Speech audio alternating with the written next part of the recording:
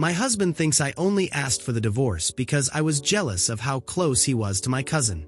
However, when he took my cousin Gabriela on a business trip and expected me to apologize, I had already moved out of our house. Carlos didn't realize I had left the village until a month later. When he felt that something was wrong, he immediately booked a flight home. He and Gabriela walked together to the airport exit. As the crowd advanced, Carlos instinctively protected Gabriela, taking care of her like he would a wife. I had traveled with Carlos on business trips before, but back then, it was me who accompanied him. While he remained distant and cold, compared to me, Gabriela seemed more like Carlos's wife. Meanwhile, I exited from another terminal, dressed in a V-neck slip dress and sunglasses. I looked radiant and relaxed. My friend Vanessa was waiting for me at the entrance. When she saw me, she waved cheerfully. As I approached her, I noticed she was looking behind me with a slight expression of confusion. Confused, I turned around. There were Carlos and Gabriela, walking side by side toward the entrance. Instinctively, I gripped my suitcase tightly, but my expression remained neutral. Before Vanessa could say anything, I turned to her and said, "Let's go." As we left, neither of us noticed the piercing gaze fixed on me. Carlos, sensing something was off, was tugged on the sleeve by Gabriela. "Carlos, what's wrong?" she asked softly. Carlos looked away and shook his head. "Nothing," he replied, though he wasn't convinced. What he had seen could have been a trick of the mind. That woman reminded him of Elisa, but Elisa would never wear a slip dress. She always dressed in a way that conveyed a soft and modest impression. Frustrated, Carlos turned to his assistant. "Rodrigo, have you found out where Elisa is?" Rodrigo avoided eye contact, stammering, "Not yet, but we'll definitely locate her today." Carlos's face darkened. "Take Gabriela back. I'll go to the village." It was past 7 p.m. when Carlos arrived at the village. The place felt unsettling.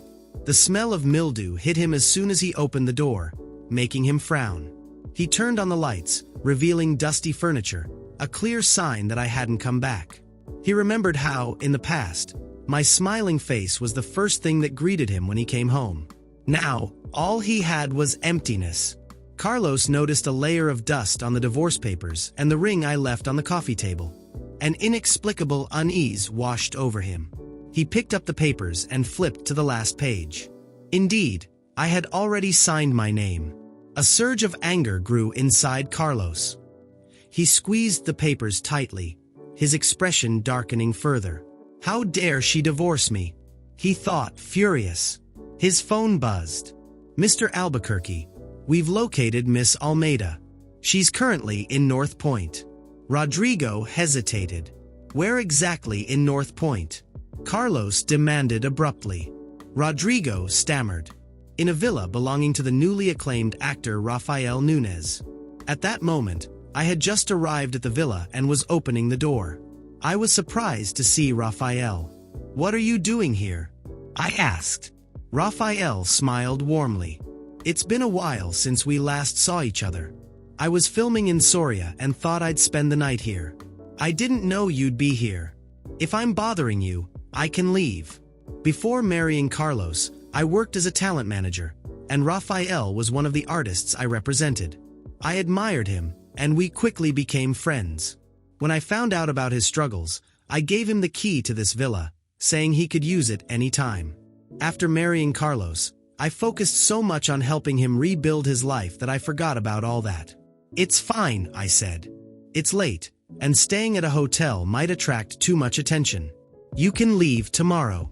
After helping me bring my luggage upstairs, Rafael went back to the kitchen to finish making coffee. I took a shower upstairs, enjoying the brief peace. But as soon as Rafael finished preparing the coffee, the doorbell rang. He went to the door and looked through the peephole. His heart skipped a beat. It was Carlos Albuquerque, the CEO of the Albuquerque Group, a face that often appeared in financial magazines. Rafael immediately wondered why Carlos was there. As he hesitated, Carlos became impatient and rang the bell again. Finally, Rafael opened the door. Carlos was visibly stunned. Instead of me, a man he didn't recognize was standing before him. Rafael was undoubtedly the rising actor Rodrigo had spoken of. Anger flashed in Carlos's eyes. "Where is Elisa?" When I heard the doorbell ring again, a pang of anxiety shot through my chest. I knew Rafael was downstairs, but something in the persistent tone of the ring made me uneasy. I finished getting dressed and carefully descended the stairs, trying not to make a sound. From the hallway, I could see Rafael standing at the door, clearly uncomfortable. "Rafael, who is it?" I asked, trying to sound casual.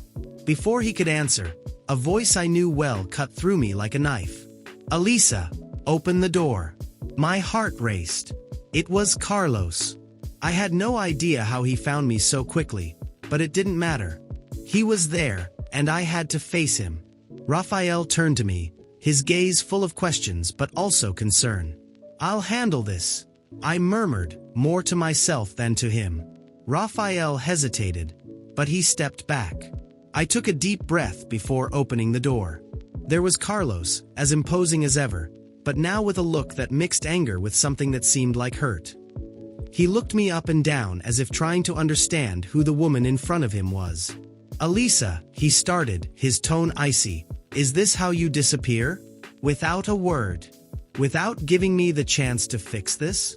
My mind was racing. Fix this? He never wanted to fix anything. It was always about him, about what was convenient for him. "Carlos," I made everything clear. "You either didn't notice or didn't want to notice. The papers were there, signed. It's over." He laughed, but it was a dry, humorless laugh. "Over? You think you can just turn your back on me? On us?" His voice got louder, and Rafael took a step forward, but I raised my hand to stop him. "Yes, Carlos. It's over. Because you never gave me space to be part of this us you keep talking about. It was always you and..." My voice faltered. "Gabriela." His eyes narrowed, and for a moment, I thought he was going to deny it. But instead, he took a step forward, invading the space between us. "Gabriela?" he said, in a low, almost threatening tone. "You think I had something with my cousin? Is that what's on your mind? Don't play dumb." I exploded. "You treated her like a queen, while I was just a shadow. And you know what? I'm tired of being invisible." Carlos was silent for a moment, as if processing my words. Then he shook his head, as if disappointed. "You've always been weak, Elisa. Always ready to run away instead of facing things." That hit me like a slap, but before I could respond, Rafael intervened. "I think I've heard enough," he said firmly. "Elisa asked you to leave. It's best if you respect that." Carlos glared at him with such intensity that for a moment, I thought he might lunge at Rafael. But instead, he stepped back, his gaze fixed on me. "So that's it?" he said, in a low voice, almost to himself. "You traded your life, your marriage, for this?" He pointed at Rafael with disdain. "It's not about him, Carlos. It's about me. The life you never let me live." He let out another dry laugh but said nothing more. Instead, he turned and left, slamming the door behind him. I thought I was going to break down right there, but Rafael held me by the shoulders. "Are you okay?" he asked, genuinely concerned. I shook my head. I wasn't okay, but I had survived. In the following weeks, Carlos didn't give up. He showed up at my work trying to confront me, sent flowers to the villa, which I rejected, and even hired detectives to try to find something he could use against me in the divorce case. But the worst part was when Gabriela started calling me. "Elisa, you need to come back. Carlos is devastated. He's not the same without you." My patience snapped. "Gabriela, do you have any idea what you're saying? You both made me feel like a stranger in my own marriage, and now you want me to come back?" She was silent, but I could hear her heavy breathing on the other side of the line. "He doesn't love you, Gabriela," I continued, firmly. "He loves the idea of control, and you've always been a convenient piece in his game." This time, she hung up. Soon after, I received a notification. Carlos was contesting the divorce. He claimed that I had abandoned him without reason, which could harm me legally. That was the last straw. I gathered all the evidence. Messages, photos, even testimonies from people who had seen how he treated me. In court, for the first time, I felt like I had my voice back. The judge not only granted the divorce but also ordered Carlos to pay me a significant compensation for the years of sacrifice.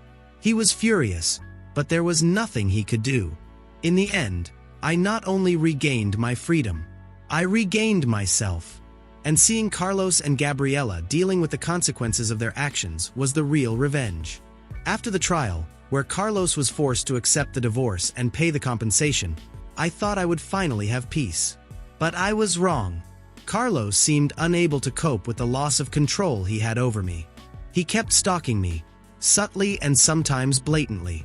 He showed up at places I frequented, made passive-aggressive comments on social media, and even left flowers at my door. It wasn't just annoying. It was disturbing. Luckily, Rafael became a constant support in my life. After that night Carlos showed up at the villa, something changed between us. Rafael started spending more time with me, and our friendship evolved into something deeper. He was kind, attentive, and made a point of reminding me of my worth, something Carlos had never done. When Carlos realized I was with Rafael, his stalking grew more intense. One afternoon, while we were walking together in the park, he appeared out of nowhere, his eyes blazing with rage. "So, is this it?" he shouted, pointing at Rafael with disdain. "You traded everything we had for this?" Rafael tried to stay calm, but Carlos lunged at him and shoved him forcefully. I didn't hesitate. I grabbed my phone and called the police. "You can't do this!" Carlos yelled as I explained what was happening. When the police arrived, Carlos was still trying to justify his actions. I made sure to report the entire history of stalking, which resulted in a restraining order. He couldn't come within 300 meters of me or Rafael. For a moment, I thought that would solve the problem, but it wasn't enough. Every week, it seemed like Carlos found a new way to try to intimidate me. One day, I received a message from an unknown number with a photo of Rafael and me taken at a cafe the day before. Another time, a colleague told me that Carlos had shown up at my old work asking about me.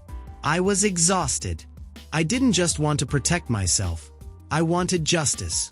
I wanted him to understand that the consequences of his actions wouldn't be ignored. Sometime later, I learned from a mutual acquaintance that Carlos would be attending an important social event the following month. Something inside me stirred. I decided it was time to turn the tables. With the restraining order in place, he couldn't come near me. So, I planned to be at that event before he arrived. On the scheduled day, I arrived early at the venue. I made sure to position myself strategically so I could see him enter without being noticed. When he arrived, I immediately realized that he didn't know I was there. He seemed confident, chatting with some people. I waited for the right moment and then called the police. I'm at a location where the person I have a restraining order against has just arrived. He is violating the court order, I explained, keeping my voice calm. The police arrived quickly. Carlos seemed confused when he was approached, but when he saw me from a distance, his expression changed. It went from surprise to anger, and then to desperation.